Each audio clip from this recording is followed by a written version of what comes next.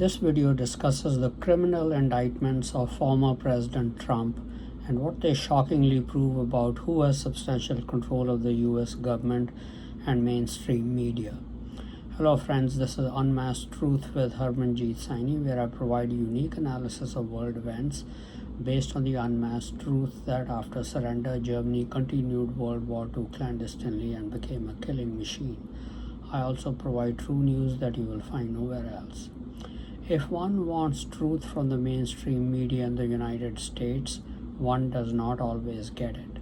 Its reporting on the indictments of former President Trump proves it.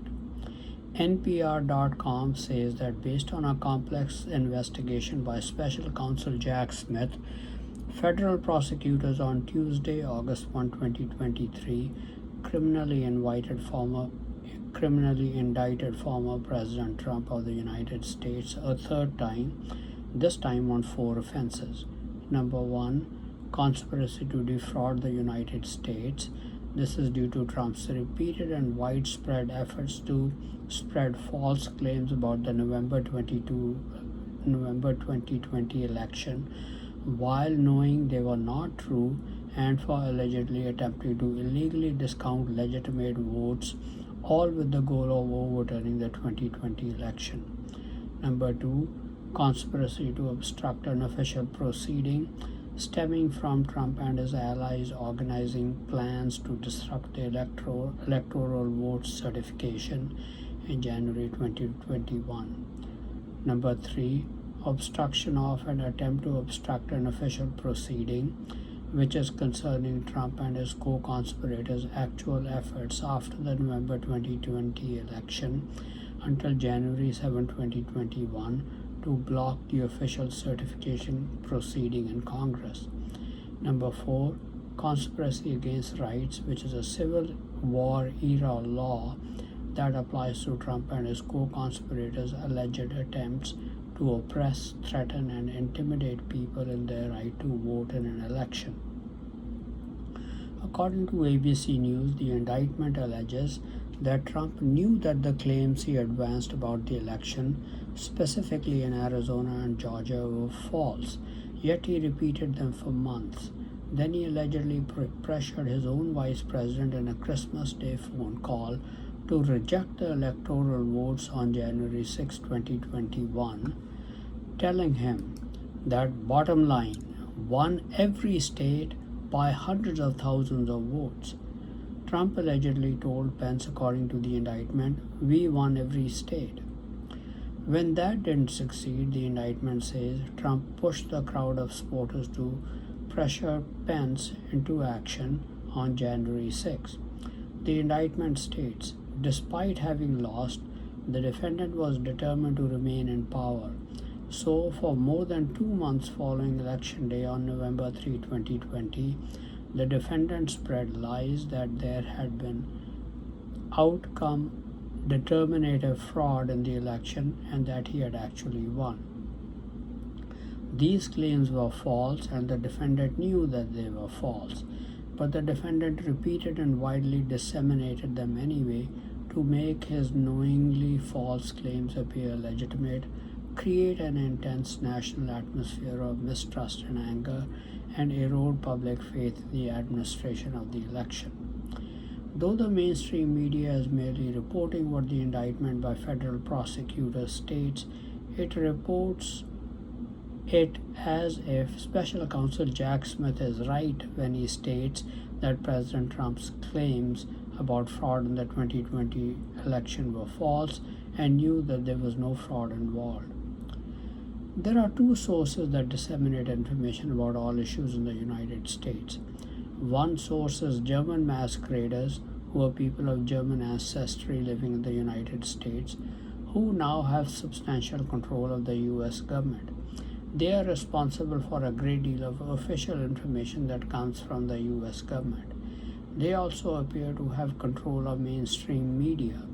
There is also a parallel source consisting of the non-masquerader side, which has smaller representation in the government today due to career officers employed in various agencies, but disseminates its own information. though that information at present is not available in the mainstream media.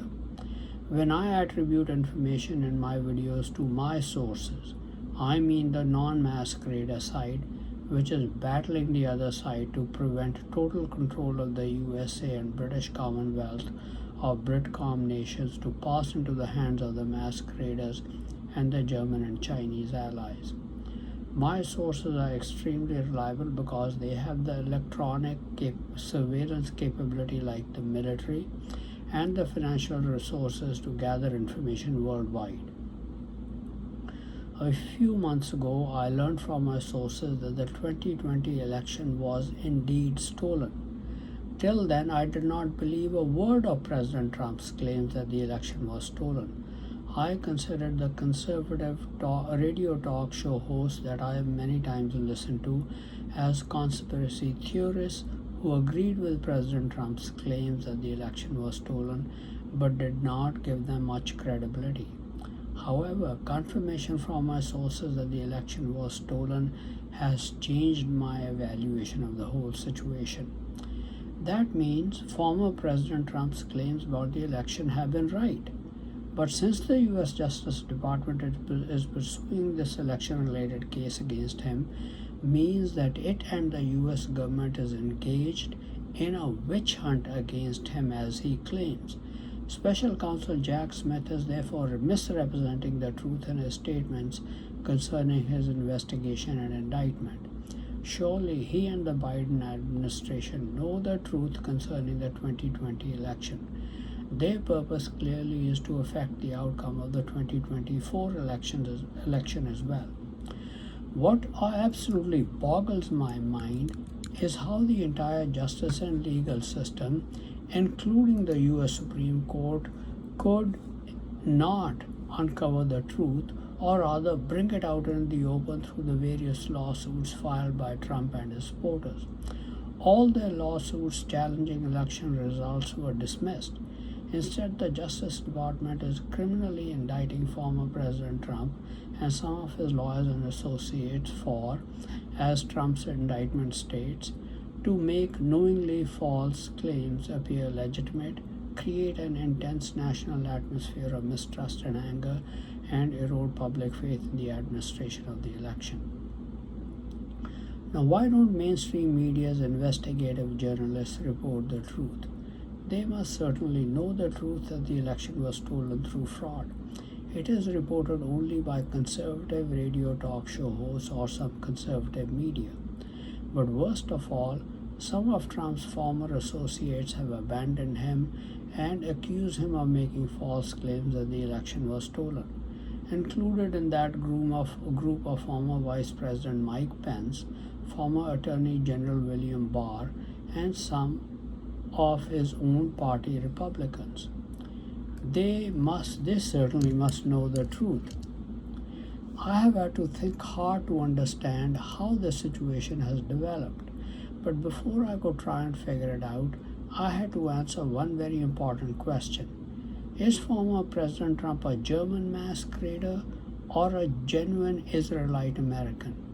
If he considers himself a German masquerader, then he must be viewed like a German masqueraders are. If not, then he must be viewed as an American of Israelite or non-German white ancestry. I tried to first find the answer through internet search. This is what I found on the History Channel. On October 7, 1885, Friedrich Trump, a 16-year-old German barber, bought a one-way ticket for America, escaping 3 years of compulsory German military service. He had been a sickly child, unsuited to hard labor, and feared the effects of the draft. It might have been illegal, but America didn't care about this law breaking at that time. Germans were seen as highly desirable migrants, and Trump was welcomed with open arms. Less than 2 weeks later, he arrived in New York, where he would eventually make a small fortune. More than a century later, his grandson, Donald Trump, became the 45th president of Friedrich's adopted home. But for decades, Trump denied this German heritage altogether, instead claiming that his grandfather's roots lay further north in Scandinavia. He came here from Sweden as a child. Trump asserted in his co-written book The Art of the Deal. In fact, his cousin and family historian John Walter told the New York Times Trump maintained the ruse at the request of his own realtor father, Fred Trump, who had obfuscated his German ancestry to avoid upsetting Jewish friends and clients. After the war, Walter told the Times he is still Jewish. The lie was just going. Trump is the son and grandson of immigrants, German on his father's side and Scottish on his mother's. Now, other sources tell a similar story that on his paternal side he is of German ancestry, but Trump himself seems to have stuck to his own story that on his father's side he is of Scandinavian background and Scottish on his mother's side. Since I could not resolve the question to my own satisfaction through internet search, I simply decided to ask my sources. My sources have confirmed for me that Trump is not a German masquerader. That's why he has never wavered from his MAGA or Make America Great Again election platform. He has consistently done what has been in America's best interests rather than gifting away its resources and interests to Germany and China. With that question finally settled in my mind to my entire satisfaction, how then do I explain the behavior of the mainstream media and Trump's closest associates who have abandoned him? I believe that the current US administration is controlled by German masqueraders and their allies. That's why decisions are being made that favor Germany, China, the Indian ally Narendra Modi, and their ally the Taliban regime in Afghanistan. That's why most of the support for Ukraine is being provided by the United States, which is led by the Nazi Zelensky. That also explains the actions of the US Justice Department, and the work of the special counsel Jack Smith and others in indicting Trump on other criminal charges and bringing civil lawsuits against him. How can one explain the actions of the US judiciary, the US judges, of the mainstream media and continuing to deny the truth that the 2020 US presidential election was stolen? An easy explanation is that the entire mainstream media and the judiciary is controlled by German masqueraders. While that could be true to some extent, to my mind it is too far-fetched to believe that all judges and journalists in the United States are German masqueraders. There certainly have to be some very prominent journalists, judges who are genuine Americans of Israelite ancestry. Why aren't they speaking out about the truth? Next, why are Trump's Republican friends, who surely know the truth about the election, abandoning him? They certainly cannot all be German masqueraders. Most of them are non-masqueraders, but somehow afraid to tell the truth. Instead, they have chosen to peddle lies themselves and accuse Trump of not acknowledging that he lost the election. The only logical conclusion I can draw is that all these genuine Americans of Israelite ancestry in the mainstream media, judiciary, and politics are afraid to tell the truth in order to protect themselves from possible physical danger. They are being threatened by German masqueraders with death or harm to their families or with other consequences if they tell the truth about the election. The mainstream media goes into overdrive to discredit those who dare to tell the truth. For example, conservative political commentator Dinesh D'Souza has made a documentary, 2000 Mules, documenting the voting fraud that took place in the 2020 election. You can see so-called fact-checking by mainstream media trying to show that the documentary does not provide incontrovertible proof that voting fraud took place. They are simply obfuscating the truth. Threats by German masqueraders can be very credible. For example, when African American US Congressman Elijah Cummings was executed for the murder he had committed in his younger days, German masqueraders retaliate by killing innocent NBA star Kobe Bryant, his young daughter, and 7 others in a helicopter crash. Remember, Elijah Cummings was a murderer who was executed for that crime. Kobe Bryant and 8 others were innocent people who were murdered. In retaliation, the non-masquerader side murdered 12 to 15 from the masquerader side, including some whites with net worth of hundreds of millions and even billions of dollars. Since then, there has been an uneasy truce on both sides, knowing that any murder will invite retaliation. However, the non-masquerader side continues to bring celebrity and other murderers to justice.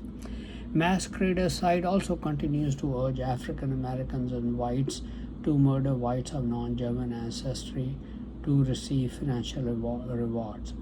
But these are innocent whites being murdered, whereas the non-masquerader side is murdering celebrities and others who are guilty of murder.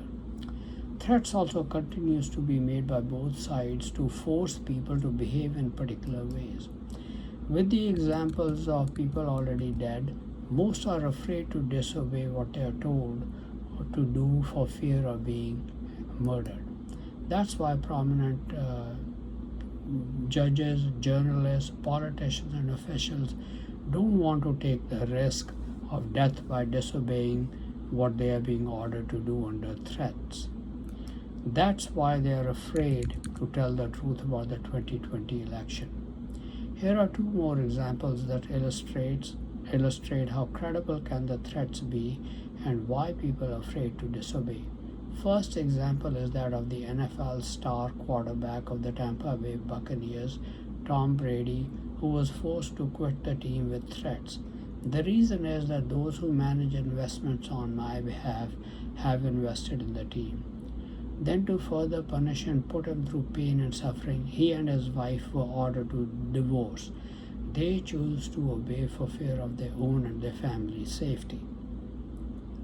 Just yesterday, we learned that Prime Minister of Canada, Justin Trudeau, and his wife, Sophie, are separating after 18 years of marriage. My suspicion is that they are being forced to separate with threats by the masqueraders and their allies. My guess would be that these are Indian allies of the masqueraders making threats because of Prime Minister Trudeau's strong support for Sikhs of India. It seems that German masqueraders in the United States and Britain have taken Indians and other minorities allied with them into the process of delivering threats to those whom they want to control or punish for helping their enemies. Thus, my conclusion is that the truth about the stolen 2020 election is being suppressed with threats against those who could expose it. Those who do, such as Dinesh D'Souza, are being harassed in the media and public life and when they go about their professional work. So, what are the implications of the strategy being used by masqueraders to harass former President Trump with criminal and civil indictments? First of all, I'm not saying that all the charges against President Trump and all the lawsuits are frivolous. I don't know the truth of that, and perhaps the trials will uncover it. Most of the charges appear to be inconsequential, though. But the masquerader strategy is clear. Their goal is to start and win the civil war against non-masquerader white Americans and their allies after Germany and China start the Third World War against the United States and BRICS nations and Israel. That task will be made easy if they control the US government. They already control the British government through the Pashtun origin Prime Minister Rishi Sunak. They stole the 2020 election to prevent Trump being re-elected. He is likely to be the Republican nominee for the 2024 election. They will pull out all the stops to defeat him. One of their strategies is to keep him occupied with criminal and civil indictments and trials so that he cannot devote much effort to election campaigning. Then, as they stole the 2020 election with voter fraud, They will put out all the stops, including bogus voting, ballot stuffing, and other forms of fraud, such as voting machine tampering, to win the 2024 election. This time, I would expect the Trump side to be more vigilant. It may lead to pre-election day and election day violence like in some third world countries, which local and state law enforcement will have to be on guard against. Stakes are very high on both sides. If Trump becomes president again, he'll likely retaliate and bring to justice those who are now unfairly hounding him. That's why the other side will again resort to desperate measures to prevent him from becoming president. It would also make their plans to take over the country for themselves through a civil war more difficult. The mainstream media not telling the truth about the 2020 election also points to mass greater stranglehold on the media. Being able to bring all the indictments against former President Trump also indicates that the present US government is firmly under control of German masqueraders. Many of President Trump's former colleagues abandoning him and then accusing him of falsehood shows how credible German masqueraders are. Making threats of German masqueraders are making them seem so that they are afraid to making them seem credible so that they are afraid to disobey what they are ordered to do. I will continue to watch and analyze these developments in the coming days and months ahead. Thank you very much for watching this video. Please continue to watch my videos on important world events, World War III watch, politics, international business, how Bible prophecy is playing an important role in world affairs, advice on health and medical problems, and much more for in-depth and insightful analysis. Please also subscribe to my YouTube and Facebook channels Unmasked Truth with Harmanjit Saini to view and get information on the latest videos.